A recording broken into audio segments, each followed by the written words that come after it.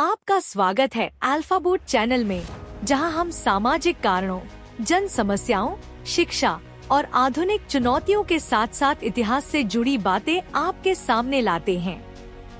हमारा मकसद सिर्फ समस्याओं को दिखाना नहीं, बल्कि जानकारी से आपको सशक्त करना है ताकि सही समाधान ढूंढा जा सके। यहाँ हम जागरूक, जिम्मेदार और शामिल नागरिकों का समुदाय बनाने में विश्वास रखते हैं। जैसे आपने हर जगह सुना होगा, भारत दुनिया का सबसे बड़ा लोकतंत्र। लेकिन इसका असली मतलब क्या है? हर भारतीय को सरकार और अपने अधिकारों के बारे में जानना बहुत जरूरी है। ये जानकारी किसी भी समय, कहीं भी शोषण के खिलाफ अपनी आवाज उठाने और अपने हक के लिए खड़े होने में मददगार साबित हो सकती है। आइए जानते हैं अपने अधिकारों और सरकारी ढांचे के बारे में इस महत्वपूर्ण एपिसोड में। इस एपिसोड में हम लोकतंत्र को आसान भाषा में समझेंगे। सबसे पहले हम जानेंगे कि लोकतंत्र क्या है और इसके बाकी प्रकार के बारे में, और हमारे भारत में कौन सा तरीका अपनाया गया है। फिर हम गवर्नमेंट के स्ट्रक्चर को समझेंगे और उन फंडामेंटल राइट्स को जानेंगे जो हर भारतीय को दिए गए हैं। और अंत में हमारे नागरिक के ड्यूटीज की बात करेंगे जो हमें निभाने चाहिए। ये सिर्फ जानकारी नहीं, बल्कि समाज को समझने और संवारने की ताकत भी है। तो चलिए शुरू करते हैं ये सफर, ताकि आप भी जानें कि भारत दुनिया का सबसे बड़ा लोकतंत्र क्यों है और इसका मतलब हमारे लिए क्या है। जानकारी के इस सफर में बने रहिए। आज का विशेष एपिसोड लोकतंत्र की ताकत में। लोकतंत्र एक ऐसा शासन तरीका है जहां ताकत जनता के हाथ में होती है।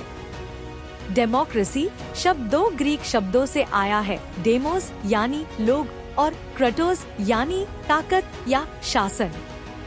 मतलब लोकतंत्र में जनता को फैसले लेने का हक मिलता है, चाहे सीधे तौर पर हो या अपने चुने हुए प्रतिनिधियों के माध्यम से। ये सिस्टम आजादी, समानता और न्याय के मूल्यों पर टिका होता है। लोकतंत्र के कई तरीके होते हैं जो लोगों के भागीदारी के हिसाब से अलग अलग होते हैं। इसके मुख्य दो प्रकार हैं, प्रत्यक्ष लोकतंत्र और प्रतिनिधि लोकतंत्र। प्रत्यक्ष लोकतंत्र। प्रत्यक्ष लोकतंत्र में लोग सीधे पॉलिसी पर वोट करते हैं। हर एलिजिबल नागरिक हर मुद्दे पर वोट डालता है, जिससे जनता को सीधा अधिकार मिलता है। ये सिस्टम छोटे देश जैसे स्विट्जरलैंड में लागू होता है। प्रतिनिधि लोकतंत्र। प्रतिनिधि लोकतंत्र में लोग अपने प्रतिनिधियों को चुनते हैं जो उनकी तरफ से फैसले लेते हैं।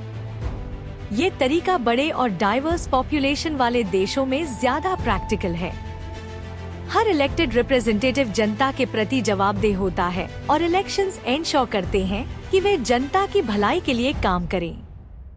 कुछ और तरीके भी होते हैं, पर हर सिस्टम के अपने फायदे और चुनौतियां होती हैं। लेकिन हर लोकतंत्र में जनता का सशक्तिकरण और उनके अधिकारों का संरक्षण जरूरी होता है।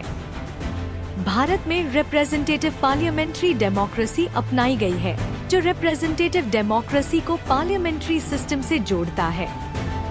मतलब भारतीय नागरिक अलग अलग लेवल्स पर, जैसे कि सेंट्रल और स्टेट लेवल पर, अपने रिप्रेजेंटेटिव्स को चुनते हैं जो उनकी तरफ से फैसले लें। और भारत में क्वासी फेडरल स्ट्रक्चर का गवर्नमेंट है, जिसमें पावर सेंटर और स्टेट के बीच बंटी होती है। हर 5 साल में नागरिक नेशनल और स्टेट इलेक्शंस में एमपी और एमएलए को चुनते हैं। जो पार्टी या गठबंधन पार्लियामेंट में बहुमत हासिल करता है, वही सरकार बनाता है। ये सिस्टम भारत की विविध जनसंख्या को सही रिप्रेजेंट करने में मदद करता है, जहां चुने हुए नेता जनता की तरफ से काम करते हैं। भारत की सरकार 3 ब्रांचेस में बंटी है, लेजिस्लेचर, एग्जीक्यूटिव और जुडिशरी। हर ब्रांच की अलग अलग जिम्मेदारियां और शक्तियां होती हैं, और ये एक दूसरे पर नजर रखते हैं ताकि बैलेंसेस बनी रहे। लेजिस्लेचर। लेजिस्लेचर का काम कानून और पॉलिसीज बनाना है। नेशनल लेवल पर इसमें 2 हाउसेस होते हैं, Lok Sabha house of the people और Rajya Sabha council of states. Lok Sabha के मेंबर्स सीधे जनता द्वारा चुने जाते हैं, जबकि राज्यसभा के मेंबर्स स्टेट लेजिस्लेटिव असेंबलीज के चुने गए मेंबर्स द्वारा चुने जाते हैं। ये दोनों मिलकर कानून पर डिबेट, अमेंड और पास करते हैं। एग्जीक्यूटिव ब्रांच कानूनों को लागू और एनफोर्स करती है। इसमें प्रेसिडेंट जो हेड ऑफ स्टेट होता है, प्राइम मिनिस्टर जो हेड ऑफ गवर्नमेंट होता है और काउंसिल ऑफ मिनिस्टर्स होते हैं। प्राइम मिनिस्टर एग्जीक्यूटिव फंक्शंस का लीड करते हैं और अलग अलग मिनिस्ट्रीज का सपोर्ट मिलता है जो हेल्थ, एजुकेशन, डिफेंस जैसे अलग अलग सेक्टर्स के लिए रिस्पॉन्सिबल हैं। जुडिशरी कानूनों की व्याख्या करती है और न्याय सुनिश्चित करती है। ये कॉन्स्टिट्यूशन की रक्षा करता है और नागरिकों के अधिकारों को सुरक्षित रखता है। न्यायपालिका को स्वतंत्र रूप से कार्य करने का अधिकार दिया गया है और इसमें सुप्रीम कोर्ट, हाई कोर्ट्स और सबऑर्डिनेट कोर्ट्स शामिल हैं। सुप्रीम कोर्ट सबसे उच्च अथॉरिटी है जो कानूनों और गवर्नमेंट एक्शंस की कॉन्स्टिट्यूशनल वैलिडिटी चेक करती है। भारतीय संविधान ने नागरिकों को कुछ मौलिक अधिकार दिए हैं, जैसे स्वतंत्रता का अधिकार मतलब बोलने, विचार रखने और एकत्रित होने का अधिकार। समानता का अधिकार मतलब सभी को समान अवसर मिलने का अधिकार। धार्मिक स्वतंत्रता का अधिकार मतलब अपनी पसंद का धर्म अपनाने का अधिकार। संविधान द्वारा संरक्षण का अधिकार मतलब किसी के अधिकार का उल्लंघन होने पर न्याय की मांग करने का अधिकार। शोषण के खिलाफ अधिकार मतलब नागरिकों को बलात्कारी श्रम, बाल श्रम और मानव तस्करी से सुरक्षित रखने के लिए है। इसका उद्देश्य शोषणकारी प्रथाओं को समाप्त करना और सम्मानजनक कार्य स्थितियां सुनिश्चित करना है। सांस्कृतिक और शैक्षिक अधिकार मतलब माइनॉरिटीज के अधिकारों की रक्षा करना है ताकि वे अपनी संस्कृति, भाषा और लिपि को संरक्षित रख सकें। ये अधिकार हर समुदाय को उनके शैक्षिक संस्थान स्थापित और संचालित करने का अधिकार देते हैं।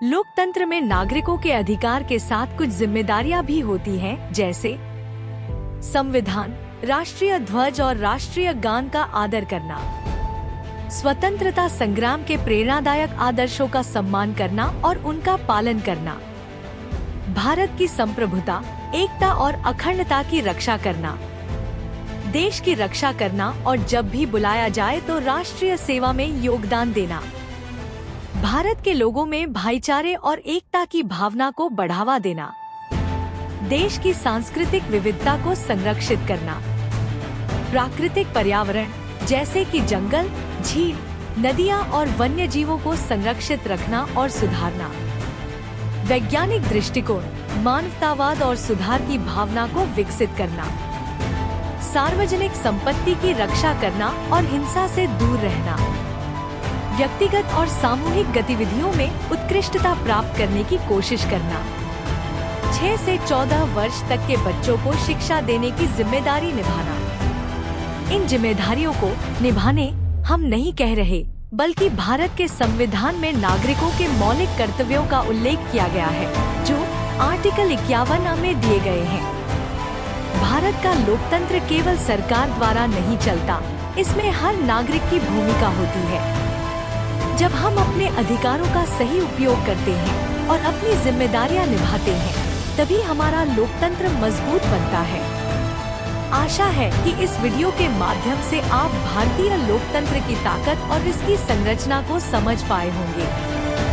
हमारे साथ जुड़े रहें और इस जानकारी को दूसरों के साथ भी जरूर शेयर करें, क्योंकि एक इंसान से देश नहीं चल सकता। जय हिंद।